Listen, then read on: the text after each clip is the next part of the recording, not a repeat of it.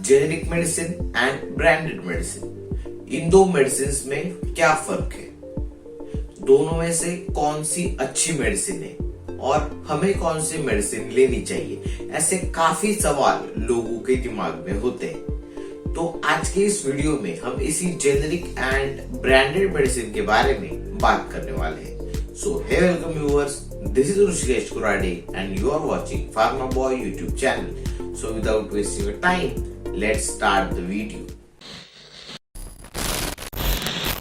सबसे पहला एंड सबसे कॉमन सवाल कि आखिर ब्रांडेड दवाइयां और जेनेरिक दवाइयां इनमें फर्क क्या है।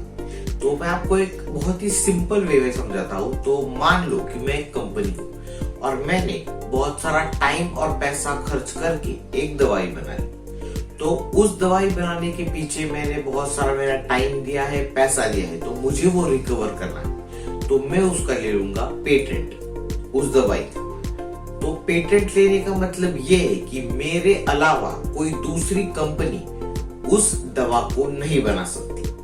और वो पेटेंट होता है अप्रोक्सीमेटली 20 सालों का, मतलब 20 सालों तक मेरे अलावा वो दवा कोई दूसरी कंपनी नहीं बना सकती। तो इस 20 साल के टाइम पीरियड में जितना पैसा और टाइम मैंने उस दवा के पीछे इन्वेस्ट किया है, तो वो मुझे वापस मिल जाएगा।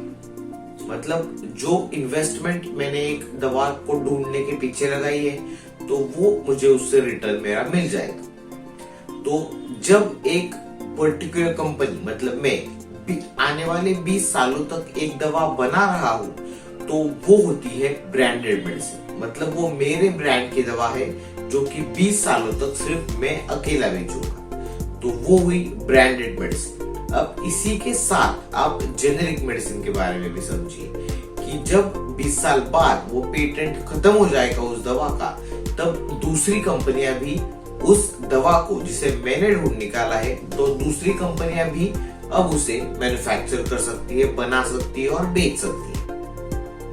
तो जब 20 सालों बाद कोई दूसरी कंपनी उस दवा को बेच रही है, तो उस दवा को कहा जाता है जेनेरिक मेडिसिन। अब दूसरा सबसे कॉमन सवाल कि आखिर ये ब्रांडेड दवाइयां इतनी ज्यादा महंगी क्यों होती है as compare to generic medicine. तो इसका सिंपल आंसर यही है कि जब कोई भी एक पर्टिकुलर कंपनी उस मेडिसिन को ढूंढ निकालती है, तो जैसा कि मैंने कहा कि वो उसके पीछे बहुत सारा पैसा खर्च करती है, टाइम खर्च करती है, तो उसे उस दवाई के पीछे जो उसने इन्वेस्टमेंट किए, तो उसे वो वापस भी तो मिलनी चाहिए। तो उसी चीज की वजह से ये जो ब्रांडेड दवाइयां होती है वो बहुत ही ज्यादा महंगी होती है एज कंपेयर टू जेनेरिक दवाइयां। तो ब्रांडेड दवाइयां महंगी होती है। अब इसके साथ आपको इस चीज का भी आंसर मिल जाएगा कि आखिर फिर ये जेनेरिक दवाइयां इतनी ज्यादा सस्ती क्यों होती है। तो जेनेरिक जो दवाइयां होती है, वो मैन्युफैक्चरिंग करने वाली कंपनी को उस दवाई की जो रिसर्च है वो नहीं करनी पड़ती। मतलब उनका जो प्रोडक्शन का जो उनका खर्च आता है वो बहुत ही कम होता है। तो इसी की वजह से जो जेनेरिक दवाइयां होती है उनकी कीमत बहुत कम होती है as compare to branded medicine. अब अगला सवाल ये कि आखिर जेनेरिक दवाइयां अच्छी होती है या फिर ब्रांडेड दवाइयां अच्छी होती है। तो मैं कहूंगा कि दोनों जो दवाइयां है वो इफेक्टिवनेस और सेफ्टी के मामले में दोनों दवाइयां एकदम आइडेंटिकल होती है, सेम होती है।